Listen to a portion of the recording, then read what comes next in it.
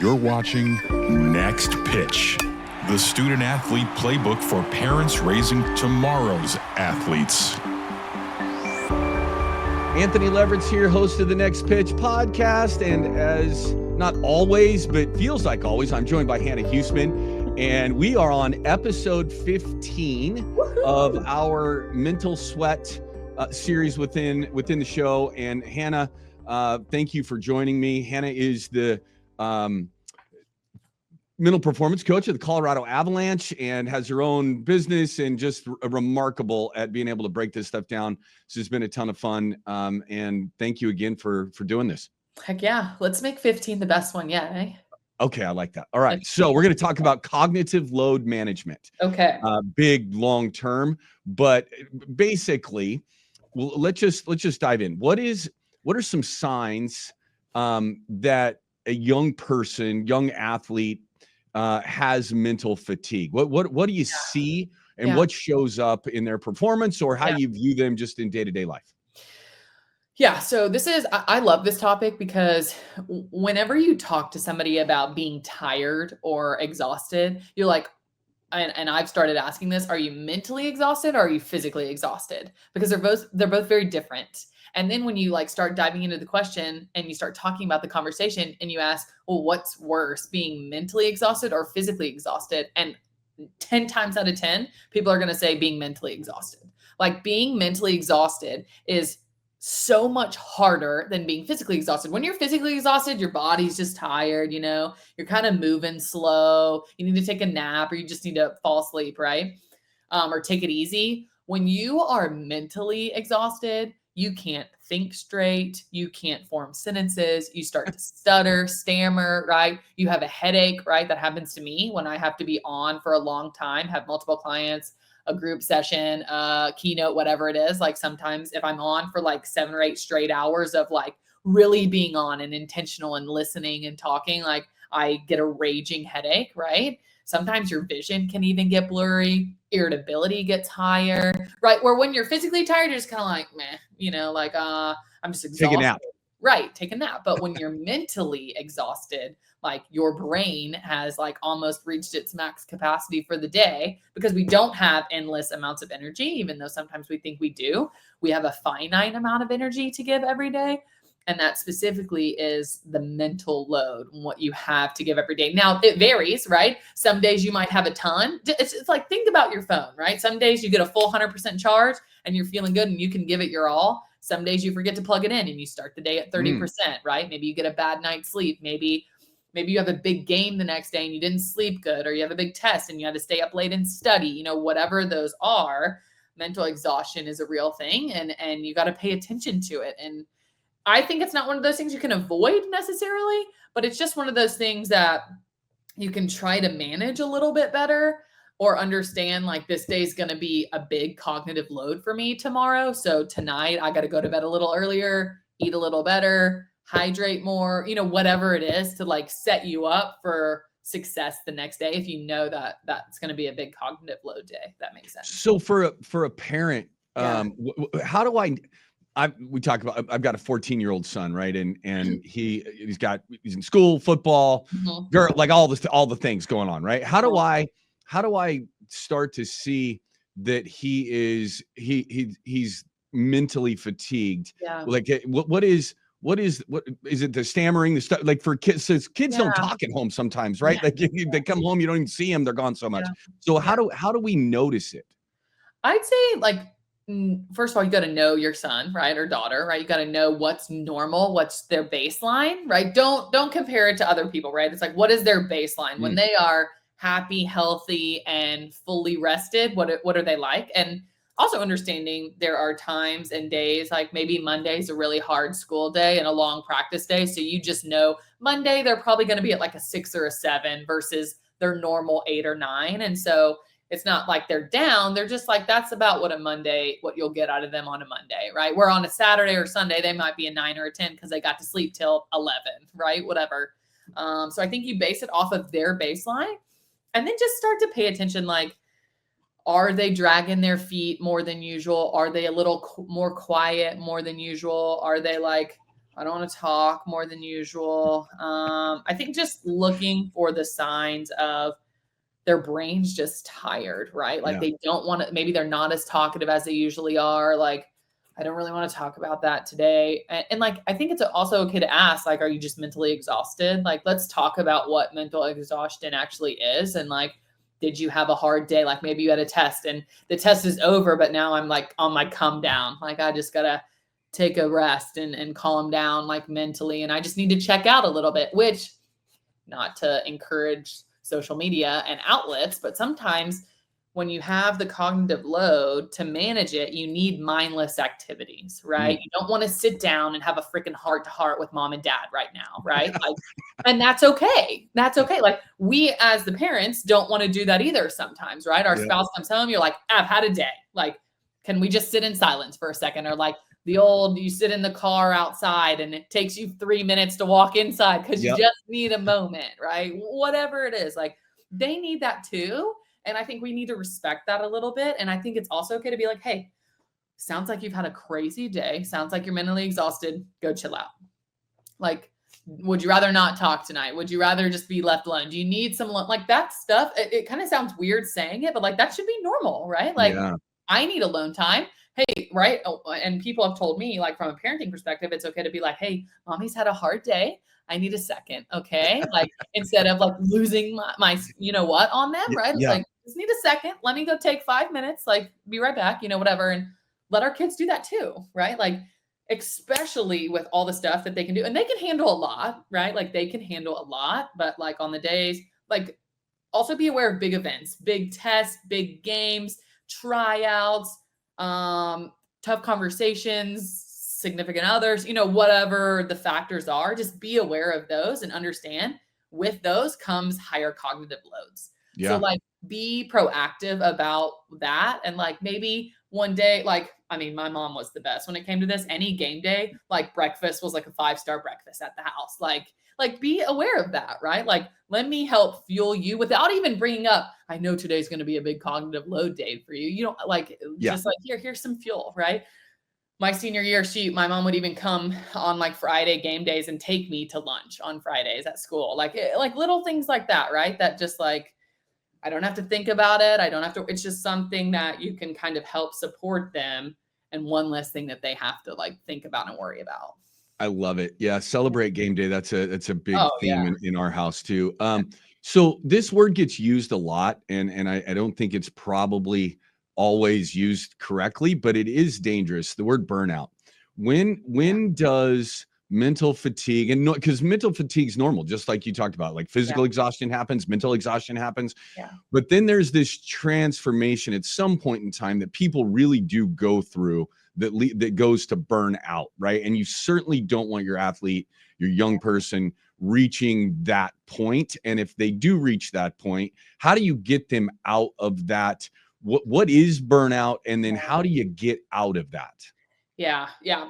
And like you said, burnout in some instances, very real and very hard to handle. And sometimes it's like, oh, that's a cop out, right? Like, come on, you're not burned out, but you're not really burned out. Yes. Right. You're just over, maybe you don't want to go to practice today. There's a difference, right? And so I think one, be aware of that, right? Like not everybody wants to practice all the time. Like most people don't, especially kids, right? They want to go play the game. They want to hang out with their friends. Like practice is not on the highlight reel, right? But I also think, first of all, I think burnout comes from being in a situation like over and over and over again and getting no variety, right? And so like one like big piece to prevent burnout is multiple sports, right? Do other things, like mix it up a little bit, like have maybe you're a part of this group and this group, go hang out with friends, right? Have those mental releases, if you will, instead of just grind, right?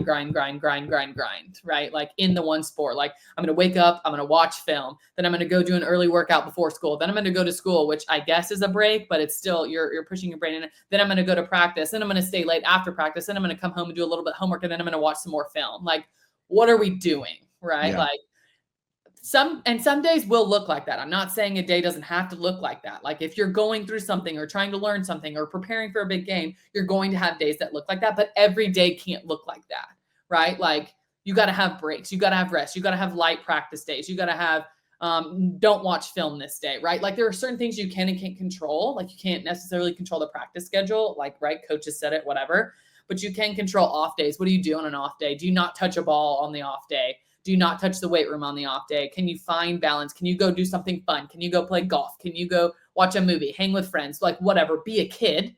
Let us not forget, like to go be a kid, because burnout should not be happening like as kids. And I remember vividly in high school, we had a gal who ball was life, like in basketball. And I was always enamored. She was always in the gym on the weekends.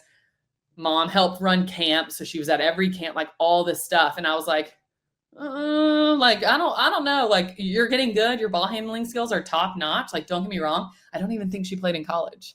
Yeah. Like, I think by the time college came, she was like, I don't even want to look at a basketball. Yeah. And like, that's real burnout, but like there was literally no balance. And so everything, I'm pretty sure I've probably said balance in every single one of our podcasts. Yeah. It's about balance. There are days that are going to be nuts. And like, you're going to seem like a crazy person because you do everything that I said, like you would in a day, but most days should not look like that, especially freaking 15 and under, you know what I mean? Like, sure, when you get into high school, it gets a little bit more serious, but you still shouldn't be burning out. It still should be fun, because what the heck do you think is going to happen when you go to college? Yeah. More. Like what? It's more, right? It's going to be more. And now, like, you hope you go to a college that cares about academics, but now you work your academic schedule around your sports schedule, you know, and like, and that's okay. But if you don't learn how to figure out the balance early, it's a really dangerous slope that you're riding. Right. Yeah. And that can get scary. And I think parents, you've got to help the younger kids find that balance. Like, even if all they want to do is go hoop, it's like, maybe today we chill out a little bit, or maybe you play basketball in the pool, right? With the pool hoop instead of go to the gym for an hour. I don't know. Right. But like, you gotta really pay attention to that. But real burnout, like you got to work hard to experience real burnout. Like it's very unhealthy, I think. So I don't know. I in super young kids, I haven't seen it as much. It typically happens quite a bit in college, though. Yeah. So we're going to move. Well, go back to one of the things you said, and we're going to do a whole show on this, but I want to just kind of highlight this. I won't steal our thunder for later, but rest is important. Yeah. Learning how to rest, and both physically and mentally rest. It is a critical, that balance that you talk about. You can't rest as much as you work out probably, but there has to be some times that you plan rest. And we're going to dive deep into that in the last show that we do together. Yeah. The other thing I want to talk about today is how for adults, right? And we talk a lot about corporate America in our shows. We get into corporate America, but you do big teams, right? Yep. Professional sports teams. You do big companies, but you also work one-on-one with people. And I think you were just on a call with an individual before we hopped on today. Yep. If I come to you and I'm just an individual parent and I have a job, and I'm trying to, I'm an old person that has a lot of responsibilities, and my cognitive load, I feel like my head's going to explode. Right. Yeah. And I think every adult gets into that space. Yeah. What is your methodology for me, just individually with me? How the hell do I get out of that with all the responsibilities that I have to do to give my brain a break? Yeah. Boundaries. One word. Yeah. Literally boundaries. And it's funny, like you say, we all experience this, and we all experience this, right? Like almost every single one of my individual clients, we're talking of in some way, shape, or form at one point or another about boundaries that we're setting, right? Because typically when you work with an elite level performer, right, people who I work with are trying to be the best they can possibly be. And a lot of times we associate that with more, grind. And in some instances, that's correct. And in some instances, that's the worst thing you can do, right? Sometimes the best thing you can do is take a break, because when you come back from that break, you're well rested, you missed it, you're more energized, and you're like, whoo, I'm back, let's go. Versus like, I'm on 1%, but by God, I'm still here and working, right? And so I remember I had a guy who had his own individual business, just started it, and he was like crazy, right? From like 5 a.m. to 10 p.m. And I'm like, okay, the first thing we have to do is set a hard start time, number one. set a hard stop time, number 2, and then set a time in the middle of the day for a me meeting. A me meeting, which means I'm going to take 30 minutes to an hour, do whatever I want to do in that 30 minutes to an hour, whether it's workout, meditate, take a nap, go for a walk, go get a smoothie, whatever he wanted to do. I'm going to do that in that 30-minute to an hour block. And it's going to be on my calendar as a meeting, just like I have all these other meetings scheduled, but it's going to be the most important meeting of the day. Because there's no meeting that's more important than your meeting with yourself. Right. And so you got to balance that. Like sometimes people are like, I can't get away with that in my job, which like I would argue that you can. Right. But it's the boundaries that you set to not burn out. And I think adults are honestly even more susceptible to burnout because you kind of do the same thing, especially if you get into the rat race of corporate America, right? It's like, when does it stop? When do we get a break? How do I get away from this? And it's like, if that's what you want to do and that's the career you want to pursue, the to-do list is never going to end. Okay. It's never going to end. And so you got to find the balance of like, I'm going to stop now at 5, 6, 7 p.m. and I'll come back to this tomorrow so that I feel more energized and better and ready to go tomorrow. But like, you would be amazed at how simple just setting those boundaries, start time, end time, one meeting with yourself can drastically change a day-to-day in corporate America, right? Because you lose track of time all the time. You stare at a screen all day. You never leave. Next thing you know, you're sitting for 6 straight hours, or maybe you got to walking and you're standing, but you're still staring at a screen, right? It's you got to find the balance in between to keep you going and energized. And you got to figure out how you work too. That'll be the last point is like, if I'm better in the morning, I'm front loading my day, right? If I'm better in the afternoon, I'm backloading my work to the afternoon space. Maybe I'm just kind of answering some emails in the morning, right? But create the day around when you're your best and when maybe attention and focus is fading on the lighter things, right? So like create your day how you want to create it as best as you can, right? I understand our hands are tied in certain aspects, but we can probably do a better job of managing our day-to-day just by taking a step back and seeing the big picture. But that's where I would start when it comes to burnout in corporate America. So just having and you talked about fun. When I played and coached in Japan, and every single company in Japan, you'd be driving by this, big corporate block, and all of these people in their suits and ties out in the front yard doing calisthenics in the morning and all together as a group, right? Yeah. Never see that kind of stuff here. It blew me away when I first saw it.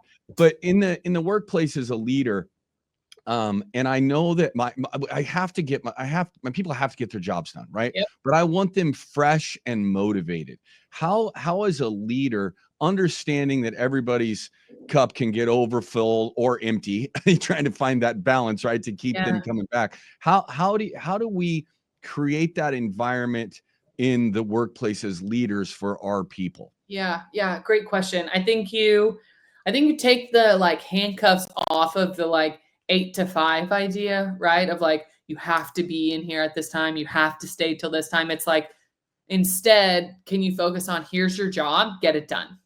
Whatever that looks like for you, right? If it's a little bit work from home, if it's work in the office, like however and wherever you work best, do it, right? And understanding that unfortunately people all work in different ways and excel in different ways. And so it's your job to help them kind of figure out what that looks like for them. If somebody's not being as productive as you want them to be, then we have to have a conversation, right? Maybe you challenge them to come in a little earlier or try to figure that out with them and navigate it with them. But you're ultimately, think of it as a team, right? You're trying to put people in a position to be as successful as possible. And that looks different for everybody. So you can't just like put them in a box or a cubicle, right? And just say, you have to be here, sitting here from 8 to 5, right?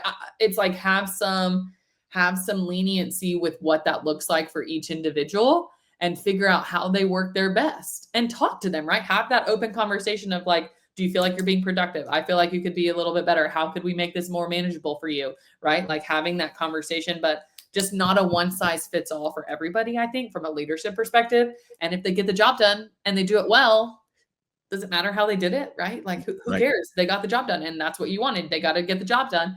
but if they can get the job done and do calisthenics, then like let's let them do that. Like Right. find that balance and Yeah. offer that. I think some of the biggest and best companies, right? They have nap rooms, they provide snacks, you can, if you work late, they give you a free Uber ride home, like all kinds of things like that. Which obviously is like bigger companies, but like you can find a way to make it more enjoyable if that's a main goal of your role and what you're doing, which it should be, because when people enjoy what they're doing, they're going to be better at it. Yeah. Like, I think just to agree wholeheartedly, and trying to interject fun into yeah, everything, right? Because when I go to work and it feels like work, yeah, oh my God, I don't want to be here. Like I'm going to work. yeah, If you can have a job though that has fun yeah, injected into it, and I go back to my coaching days, and you and I've talked a little bit about this. At the worst times of the season, my players would show up and think here we go again with the grind. We'd play wiffle ball or kickball yeah. and be able to provide a fun. And you can't probably play wiffle ball in your office space, but finding out a way. Things, right? Yeah, you can do fun things, right? Whatever Ask. that is. Like, you don't even have to come up with it. Like, talk to the group, let them come up with it. Like, Yeah, that's how you really do it. And it doesn't have to be something super cheesy, right? Like, it can be something small. It can be, I don't know, whatever, casual Fridays, pizza Friday, I don't know, whatever. But like, you can find ways to make it. And honestly, maybe fun even comes from just mixing it up a little bit, yeah, right? Like maybe it's not the same thing day in and day out. It's like, how can we make this day a little bit more fun? Maybe this day you get to stay home. This day come in late. This day we're going to do team stuff. Like I think variability plays a huge factor in helping to break up the monotonous, which potentially could lead to burnout, right? It's like when like burnout is like Groundhog Day, right? Which if you've ever been near or known anyone who's done anything in professional baseball, it is literally Groundhog Day every single day. Like they joke about it. They do the same thing every single day. And so it's like constantly trying to find little tiny nuances that could mix up the day a little bit, right? Like maybe I'm on the way to the field on Mondays, I get a coffee from this place. On Tuesday, I do this like it's just trying to find variability in the day-to-day things that you have to do every single day and that have to get done. It's like those are non-negotiables, but like what are the things that are negotiable and you can change and mix up and create excitement and fun and just mix it up. Like you don't have to be like, hey, we got to bring a clown in, right? It's like just mix it up. Just mix yeah. it up. Maybe one day you stand, one day you sit, one day you share an office. I don't know. Like, but you got to find ways to get some variety in your day to day. Well, and I think too, just as a leader, right? When you take over a leadership role or you've been in one for a long time, having an intentional thought process about here's my plan for how we're going to get our job done from beginning to end, right? For my people, making sure in your leadership plan that fun is part of that, right? It doesn't have to be, you can't just always be fun. Like there's just times when the shit's got to get done, right? And so it's just time to grind. Yep. But if I have a plan as a leader to make sure in my thought process, I want my people to enjoy this. I want my people to have fun with this. That is going to make them more productive and ultimately shine a better light on you as a leader, because you're going to be, whatever you're doing is going to be better. Yeah. And they're going to hang out longer. They're going to stay longer. They're going to want to be there. Like if people find, right. Isn't that like one of the number one reasons people leave? It's like, one is their boss, and two, it's like, they just don't enjoy what they do. And the environment it's 100% both. Like, bad leadership. Yeah. And then I don't like what I'm doing every day. Yeah. Those are the two things. Yeah. And money is another one. And I've gotten hired before from like my passion. Like if you think about it, people want passionate people, but you got to maintain that passion, right? That's right. Like it's a two-way street, right? You bring as much as you can to the table, and then who you work for hopefully cares about you. I think we've all been in situations where you're working for somebody and they don't give two shits about you, and that sucks, right? Yep. Like that sucks. But when you don't feel valued, you're not going to last much longer, right? When you don't feel that they value what you do or who you are or what you bring to the table. So it's that goes a long way. Like if you can be a good leader, which leadership is very, very hard to do. Good leadership is hard to do, I should say. And then making an environment enjoyable where people like aren't dreading coming to work every day and enjoy what they do and who they work with and they can be themselves. And like, it's hard. It's very hard to create that environment. And it's hard to create that environment for everybody, right? 100%. especially the bigger you get, like even with a team of 20, not everybody's going to enjoy every day, but That's like, right. can you find ways to check a box on everybody throughout the week, right? Like it's not necessarily your job to make it just a freaking blast every single day for everybody, right? Like Right. that's not possible. Even if you like work at a freaking ice cream store, it's not going to be fun, right? Like Yep. whatever. And so, but it's like, if you know this person enjoys this, could that be factored in every now and then, right? And like just think about that kind of stuff. And like humans kind of have similar wants and needs, whether it's like a gift card or affirmations in front of the team or, you know, whatever it is, like you can find ways to do it. You can probably be better than what you're doing now. I would challenge you, but that doesn't mean it has to be, you know, a clown show, obviously. Perfect. Let's end with it doesn't have to be a clown show. I like that. Perfect way to wrap this up. Yeah. So, Hannah, how do people find you? What's the best way to get in touch with you? Yeah, I'm on social media, and LinkedIn is a good way to reach out or message, or check out my website. It's hannahhuesman.com.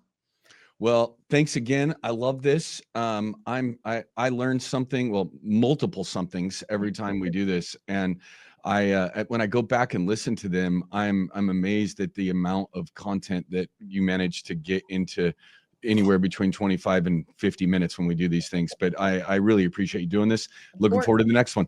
Yeah, thanks for having me.